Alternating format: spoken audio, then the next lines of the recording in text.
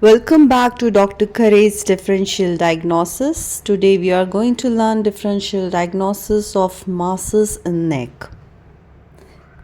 This diagram shows different region of the neck where A is the submandibular region, B is the parotid region, C is the median paramedian region, while D is the lateral region of the neck. This diagram shows major cervical lymph node areas where 1 is the submental area, 2 is submandibular area, 3 is the subparotid area, 4 is subdigastric area, 5 is the bifurcation area, 6 is the jugulo-omohyoid area, and 7 is the posterior triangle area of the neck. This is the picture of a large lymphoma. This child has a rapidly growing rubbery mass. This picture is of a benign lymphoid hyperplasia.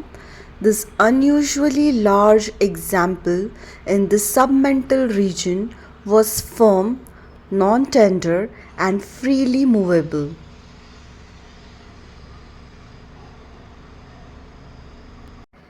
This is a picture of tuberculous adenitis. The nodular enlargement in the parotid region was tender and moderately soft on palpation. The patient also had pulmonary tuberculosis. The clinical picture A is of staphylococcal submandibular space abscess. This enlarging, hard, tender mass was present for 4 days in a fussy and mildly febrile child. No primary oral or skin infections were found. The clinical picture B is of submental and submandibular space abscess secondary to infected mandibular incisors. These are the examples of submandibular masses, where picture A is of pleomorphic adenoma of the submandibular salivary gland. Picture B is sebaceous cyst. C is metastatic squamous cell carcinoma to the submandibular and subdigastric nodes. The primary tumor was located in the left floor of the mouth. The mass was painless, firm, and fixed to the surrounding structure. Picture D is of metastatic melanoma from a primary lesion on the palate. Picture E is of actinomycosis. Picture F is of tuberculous adenitis. These are the masses in the parotid region, where picture A is of sebaceous cyst, B is of benign mixed tumor. The mass was firm and grew slowly. Picture C is of malignant mixed tumor. This mass was firm and enlarged rapidly.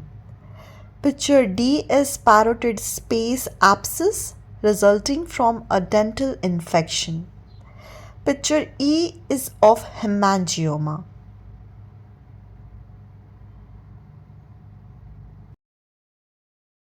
These are the clinical pictures of bilateral parotid swelling, where picture A is painful bilateral suppurative parotitis, which is also called as surgical mumps. There was postoperative staphylococcal infection of the parenchyma of both glands. Pus could be expressed from Stenson's papillae. Picture B is of Mikulicz disease. Note the bilateral parotid swelling, which was asymptomatic. These are the clinical pictures of masses in the inferior aspect of median paramedian region, where picture A is of benign adenoma of the thyroid gland. The mass was firm and smooth and arose from the right lobe of the gland. Swallowing caused the masses to be elevated. Picture B is of anaplastic carcinoma of thyroid gland. This mass was firm and fixed to the surrounding tissues. Picture C is of sebaceous cyst. The cyst was just superficial to the isthmus of thyroid gland. These are the examples of submental masses where picture A is of unusually large lymphoid hyperplasia. The mass was firm and freely movable. Picture B is of sebaceous cyst. The mass was non-tender, soft, fluctuant and obviously attached to the skin. Picture C is of diffuse submental acute lymphadenitis secondary to an infection of the lower lip. Picture D is of thyroglossal cyst. The soft to rubbery fluctuant mass was elevated as the patient protruded his tongue. Picture E is of dermoid cyst. This mass was doughy, fluctuant and freely movable. Picture F is of plunging ranula. This unusual lesion was painless, soft and fluctuant. These are the examples of masses in the lateral neck, where picture A is of metastatic squamous cell carcinoma in the subdigastric lymph nodes. This mass was stony hard and fixed. The primary tumor was located in the left side of the nasopharynx. Picture B is of branchial cleft cyst. Picture C is of cystic hygroma.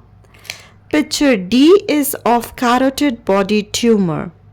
This mass was movable only in the lateral direction.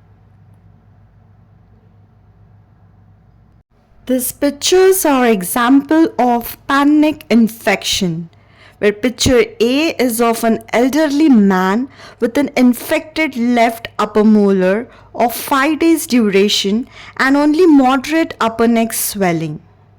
The swelling subsequently became generalized.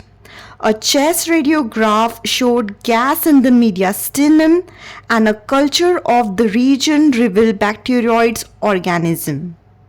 The infection traveled from the upper neck into the mediastinum through the areolar connective tissue. Picture B is a pan-neck infection of dental origin. The patient had severe diabetes. You can go through the classification of neck masses in this chart.